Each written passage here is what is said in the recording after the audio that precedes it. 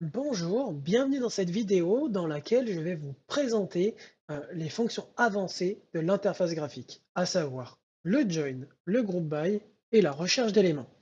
Donc, pour commencer, on va ouvrir l'interface graphique en faisant run de test UI UX. Donc, on va utiliser ces objets graphiques-là pour effectuer nos différentes opérations. Donc, pour commencer, on va effectuer un groupe by, une jointure entre les événements du calendrier des phases de groupe et les joueurs pour avoir plus d'informations sur les joueurs tout en gardant les informations de l'événement, des phases de groupe. Donc on choisit la première collection phase de groupe, la deuxième collection joueur est déjà sélectionnée.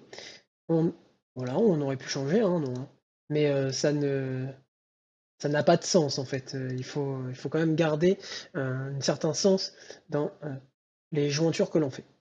Donc voilà, validé, je valide et on voit que, eh bien, on a bien les informations de, des joueurs, cependant ils ne sont pas triés. C'est pour ça que l'on voit que par exemple Johan Tregal qui possède l'ID 1, se trouve en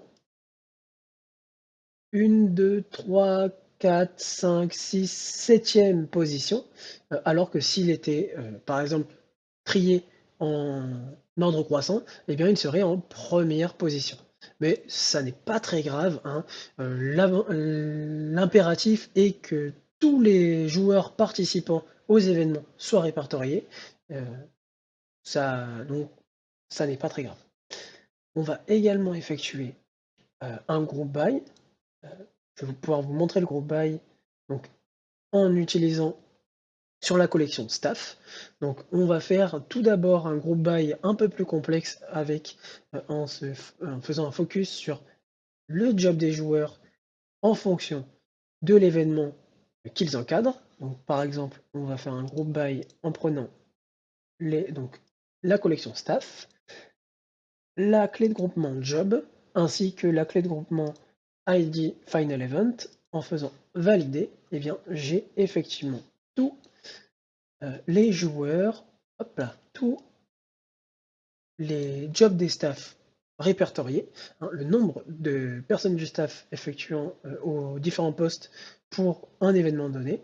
Donc, voilà, et ce pour l'ensemble, voilà, ce pour l'ensemble des événements, voilà. Et également, je peux effectuer un group by un peu plus simple, hein, hop, en utilisant une seule clé de groupement. Donc, par exemple, on met les jobs, voilà.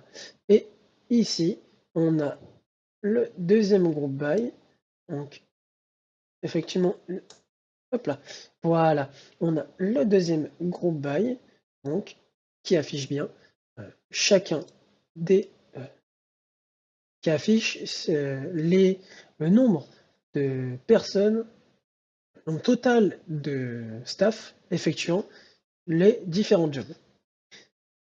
Pour terminer, je vais vous remontrer la recherche d'un élément donc, qui est lié à la collection que l'on choisit à ce niveau-là. Donc, par exemple, on va retourner sur les joueurs et je vais faire une recherche d'éléments par ID, par exemple, de 9003. Il y a un zéro en trop. Je fais valider. Et voilà, on a bien l'élément 9000 d'ID 9003 qui apparaît au niveau de la table. Merci beaucoup d'avoir regardé cette vidéo et à très vite pour la prochaine dans laquelle je vais vous présenter le mode Fantasy League.